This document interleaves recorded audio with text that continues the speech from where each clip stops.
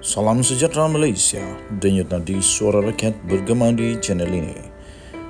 Jangan lupa tekan butang subscribe, like dan share. Malaysia kita punya, cintai Malaysiaku, kita jaga kita.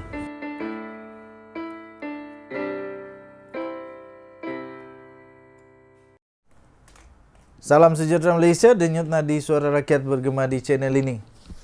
Memang banyak sekali taktik orang-orang yang bijak-bijak ini. Memang hebatlah idea-idea taktik orang-orang yang memang sangat-sangat bertaraf kayangan nih. Bila satu cara tak jadi, buat satu cara. Sampai buat kajian pun dijadikan cara juga untuk menunjukkan bahawa mereka ini terlalu bijak. Terlalu bijak. Bijak betul terlampau. Sebagai bukti kebijaksanaan itu, pernah juga ada orang di Malaysia ini mengaku boleh membawa perubahan kepada negara Malaysia dalam masa 5 hari dan bukan 5 tahun. Saya pun tidak tahu siapa, tapi saya dengar-dengar daripada makcik sebelah rumah. Memang bijak, hebat betul lah. Hebat betul. Nah, kali ini satu kajian tiba-tiba dibuat menunjukkan kehebatan golongan-golongan yang mahu supaya ada kontroversi. Itu soalan. Ada kontroversi, supaya ada kontroversi. Adakah patut di dalam kajian itu kononnya Anthony Locke lebih popular dari Anwar? Aku tanya anak aku tadi tahu. Tanya anak aku, tanya makcik aku, tanya paci, tanya rakan sebelah rumah, makcik sebelah rumah. Lepas tu saya telefon kawan di KK, di Tawau, di Sandakan. Saya tanya, kamu kenal ke Anthony Locke? Kamu percaya atau tidak? Seorang pun tak kenal Anthony Locke. Nah, tu anak saya tanya dia. Tadi, saya tanya, Anthony Locke, dia tak pernah dengar. Tapi Anwar Ibrahim, saya tanya, Anwar Ibrahim kenal? Kenal Perdana Menteri sekarang. Kenal, betul. Saya telefon semua orang. Di atas bukit, di dalam gua, di luar gua, di atas air, di bawah air. Di mana saja itu orang, saya tanya, kenal Anthony Locke? Tidak kenal. Tapi tanya, kenal Anwar Ibrahim? Kenal, dia Perdana Menteri. Tapi ada satu kajian kononnya, sebuah kaji selidik terbaru kononnya mendapati Menteri Pengangkutan Anthony Locke lebih populer di kalangan rakyat. What the toot? Lucu juga lah. Saya betul-betul rasa lucu. Pertama saya mau tahu siapa yang buat kajian itu. Aduh, tapi tidak apalah. Tidak apalah. Lebih 36.000 kononnya mengambil responden mengambil bahagian dalam kaji selidik yang dijalankan kononnya selama 10 hari itu. Dan setelah itu dapatan kajian selidik itu kononnya menyaksikan Anthony Locke memperoleh 49% undi. 49% undi. Kemudian undi yang diperolehinya itu melebihi undi berbanding Perdana Menteri Anwar Ibrahim yang sekadar mendapat 40% undi. Saya rasa pelik juga macam mana undian ini dibuat. Sebab betul, kalau tidak percaya, kamu datang pergi Sabah atau pergi Sarawak, kamu tanya orang kampung. Janganlah kau tanya orang politik. Memang orang politik dia akan tahu Anwar juga. Orang politik pun dia tahu Anwar. Kau tahu siapa Anthony Locke? Mungkin sekarang lebih terkenal sedikit lah Anthony Locke. Sebab Anthony Locke sudah jadi menggantikan siapa? Lim Guan Eng.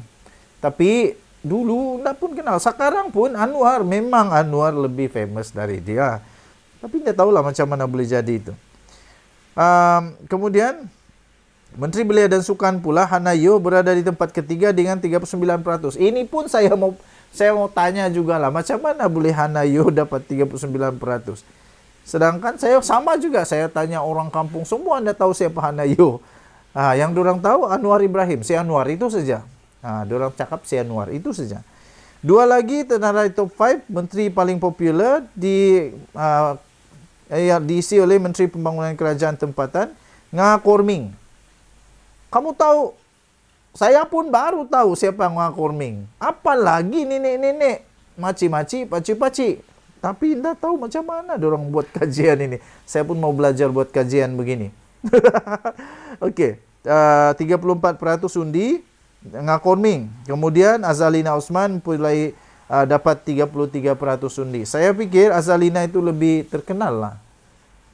Tapi yang paling pelik itulah Anwar nombor 2, nombor 1 si Anthony Locke. Macam mana Anthony Locke boleh dapat undian lebih dikenali?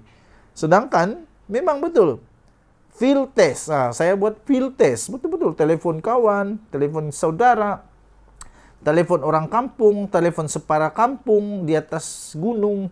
Tanya, kamu kenal Anthony Locke? Tidak kenal. Kamu kenal si Anwar? Kenal. Hairan. Tapi tidak apalah. Tidak apa. Dapatan kaji selidik bagi populariti lain-lain menteri barangkali tidak menimbulkan persoalan yang lebih besar. Tetapi yang menjelmakan Anthony Locke lebih popular berbanding Anwar bukan saja ternampak tidak munasabah, malah sekali lagi langsung tidak masuk akal.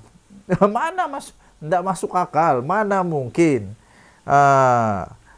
Sejak terbentuknya kerajaan perpaduan dengan Anwar sebagai Perdana Menteri, di mana-mana pun kita menyaksikan beliau sentiasa dikerumuni rakyat, tidak kira kecil besar atau tua muda. Kalau tidak percaya, kasih tunjuk gambar si Anwar dan gambar Anthony Locke. Lepas itu nanti kamu jalan-jalan di mana sajalah, di jalan-jalan di Sabah. Kamu coba buat kajian. Ini kamu kenal Anthony Locke punya muka. Lepas itu kasih keluar muka Anwar. Ini kamu kenal. Nanti tengoklah betul atau tidak kajian ini. Betul atau tidak Anthony Locke lebih terkenal. Okey, akhirnya tuan-tuan dan puan-puan. Akhirnya hakikatnya sekurang-kurang setakat ini Anwar adalah memang lebih popular, paling popular sekali di kalangan rakyat. Dan tiada mana-mana menteri pun yang mampu mengatasi sedikit pun populariti beliau. Jadi, sebagai penutup,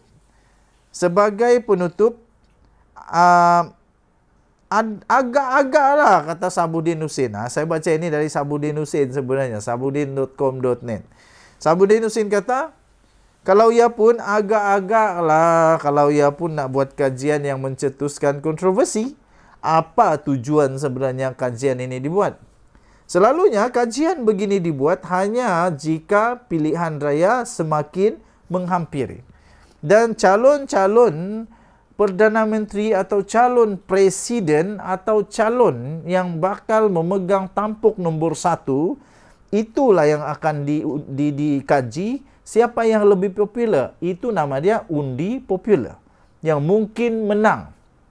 Tapi bukan membuat satu kajian yang cukup bikin pening, yaitu siapa lebih famous. Memang tak masuk akal, tak boleh terima. Saya sendiri pun, saya terus terang, saya tidak setuju dengan keputusan Anthony Locke lebih famous daripada Anwar.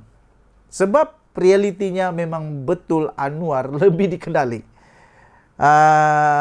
Tidak tahu macam mana keputusan itu boleh keluar, tapi pada hemat saya sebagai penganalisis, sebagai pengulas politik dan pemerhati politik bebas di Malaysia, saya berani jamin Anwar lebih famous, lebih terkenal, lebih mendapat pengenalan sekarang di Malaysia dan seluruh dunia. Okey, so apa pendapat kamu? Sila tinggalkan komen. Denyut Nadi Suara Rakyat bergema di channel ini. Kita jumpa lagi. Bye-bye.